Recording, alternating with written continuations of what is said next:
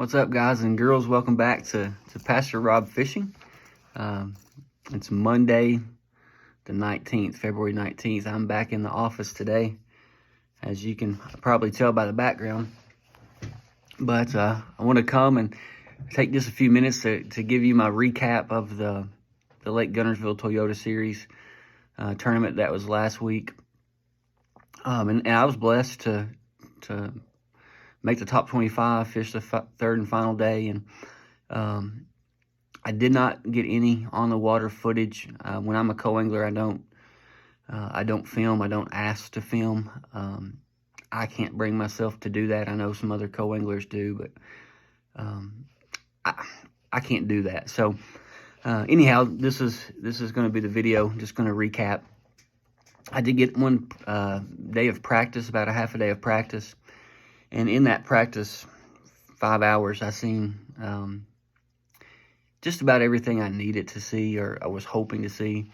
I wanted to find a way that I could catch them behind the guy in front. I knew that 80% of the field was going to be fishing grass, or I suspected 80% of the field would be fishing grass, and I think that was the case. There were some live scopers that done well, but most of the field was fishing grass, and I just wanted some time on the water to see how I could catch a fish behind those guys in the grass. So day one, I drew a guy named Robert Werner. Wonderful guy. He was from Alabama, but he was from southern Alabama, so he didn't fish Guntersville very much, but just a wonderful guy. I enjoyed my day with him, and we started in the grass, and the morning bite was slow. I did catch a few in the morning on a half-ounce one knocker. This is the exact bait. I just cut it off my rod this morning, but caught a couple fish on that in the morning, and then it went dead. 8:30, 9 o'clock, it seemed to die, and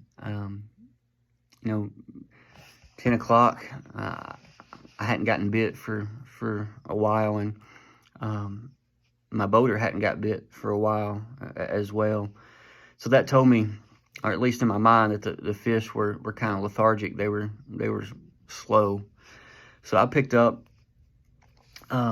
this little Cinco, and this is a rattle rig by VMC. I'll show you. And this, you can see, is a 1/4 ounce rattle rig, and I just put a Cinco behind it, and I was able to catch two fish pretty quick with that at a period when we hadn't gotten bit in a couple hours. So that was a really key decision that I made on day one. Allowed me to put 2 fish in the boat, 2 fish in a live well. I caught a third one that was short on that Cinco.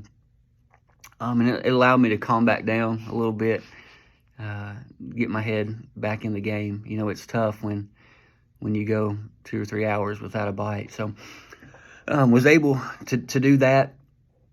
And then the key player for me, I think, all week was this 3/4 ounce. And it's the same bait, one knocker, but it's the same color, same bait, but it's in a 3/4 ounce. And I was fishing deeper water, and my boaters were in that 3 to 6 foot, 3 to 5 foot, and I was kind of targeting that 6 to 8 feet range with that 3/4 ounce. And just trying to fish for different fish. You hear that all the time. At the back of a boat, you want to fish for different fish. And I was able to do that with the same presentation, but just upping the size of the bait. So the 3/4 ounce allowed me to get it down there a little bit further. I changed the front hook, put a heavier front hook on that would allow me to get down a little bit further, but also it would angle the bait a little better to get through that grass that I was searching for. So was able to cull, caught my limit in cull on day one, and I had 14 pounds, 9 ounces on day one, and we'll watch that weigh in here. Bring me 5 tomorrow. Let's move up that leaderboard. Robbie Trout, co-angler, Flemingsburg, Kentucky, got us 5. 5 in the bag today, Robbie.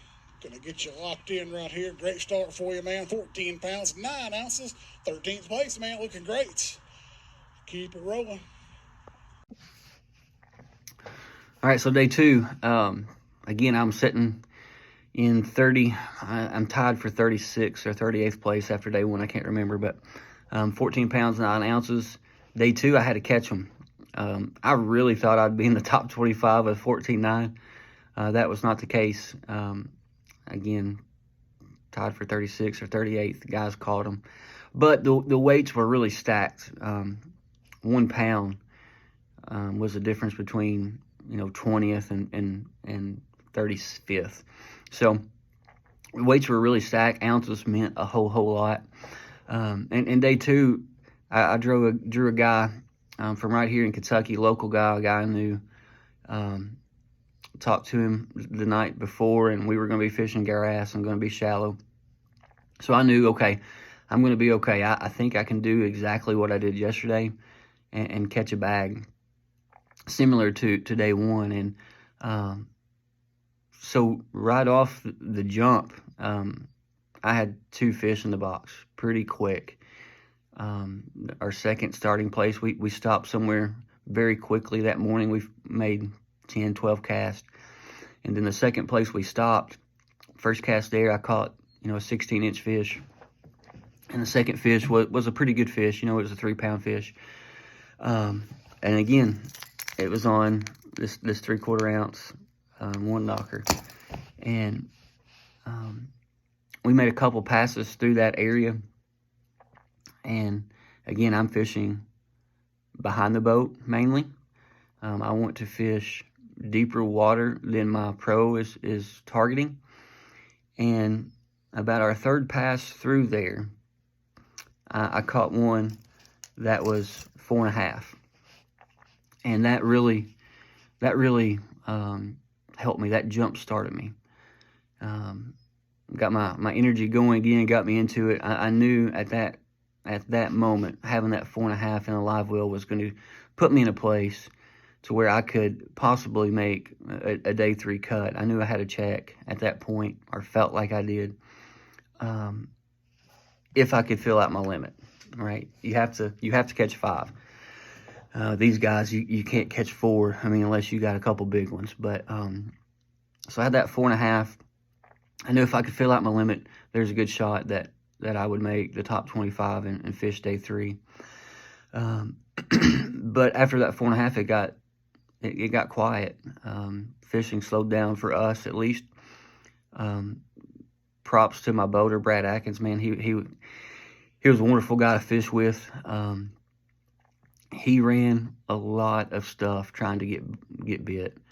And I think it was just a timing thing, or at least for us, it seemed to be a timing thing. But we went a good while without a bite, and we pulled into one cove that he hadn't practiced there. He just said it looked right, and when he did, it was the timing was right, or we were in the right spot. Something happened. He caught 3 fish on 5 casts. He was able to get his limit there. I was able to catch another keeper, so now I've got 4. And I think at this point I have about 13 pounds with 4. And I was really hoping to get to that 15-pound mark. That 15-pound mark is what I kind of had in my mind to fish day 3. And I've got a 4.5. So it's possible. I just need that 5th fish. And I caught tons of fish, but just couldn't get the size. Caught a couple shorts. But anyhow, the day was winding up, and we made a run back. to close to weigh in. The river was rough. It slowed us down, and we had about 10 minutes to fish this one particular spot where I'd caught my 4.5 earlier in the day. And we had about 10 minutes, and I got 4 fish in the box. And second cast there, I catch my limit fish. Very next cast, I cull up at least a 1/2 pound to maybe 3/4 of a pound cull. And I thought, I've made day 3. I've made day 3, but I wasn't sure. I wasn't sure. I thought I had 14.5 pounds. So anyhow, we get to weigh in, and I was surprised. I thought I had 14.5 pounds. I was surprised when they called out my weight. Robbie Trout, co-angler out of Kentucky, 4 pounds and 9 ounces yesterday. A limit in the bag for us today. A day 2 limit, Robbie. Another good bag of fish, man. 15 pounds, 4 ounces, 29.13. Looks like you're going fishing tomorrow, man. Got you inside the top 10. I'll see you in the morning if you can stay in that top 25. Yeah, so day 2, 15.4, whatever that was, man. I was surprised by that weight. I really thought I had 14. But at the end of the day, it put me in 15th place going into day 3. So I was in a good spot to move. The pro I had day 3, he was on fish. He had almost 42 pounds over the first 2 days. He was on fish. He was fishing the way I wanted to fish, according to our conversation the night before. And I was excited. I knew I didn't have a chance to win it, but I thought I had a good chance to have a good day and climb up into that top 10 was kind of my goal. And that was very doable. 10th place going into day 3 was only a couple pounds ahead of me. So I thought that was very doable. That was my goal going into the day. But we make a long run day 3, and the fish just weren't biting. At least for us, they were biting for other people. They caught them.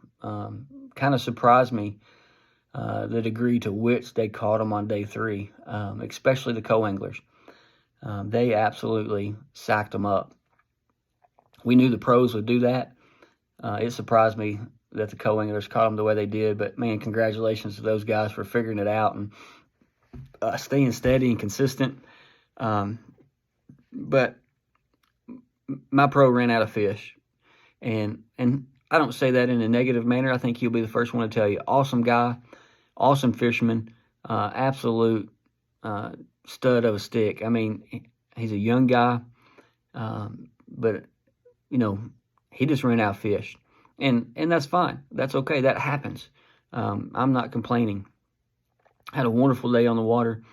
He did run and gun and try to find new fish, and as he should have. And he tried some different things to catch a big bag because he was trying to move up as well. And but we didn't run into him. And I caught 8 fish that day, but was only able to catch 2 keepers. So that put me down and ended up in 22nd place. So, guys, I appreciate you all watching. I had a wonderful week at Guntersville. That place is loaded full of 4-pound fish. Looking forward to going back next year.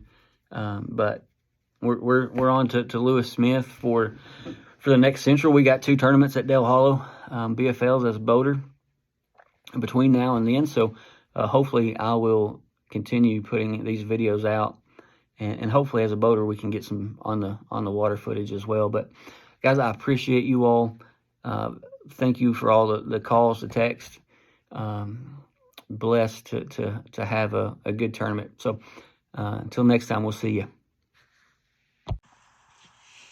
All right, Robbie Trout, Flemingsburg, Kentucky co-angler, 14 pounds, 9 ounces a day, 1 bass, 15.4 on day 2. 2 more bass today. that are going to weigh 4 pounds and 6 ounces, moving to the 18th spot with 34 pounds, 3 ounces, Robbie. So middle of the pack kind of today on Championship Friday.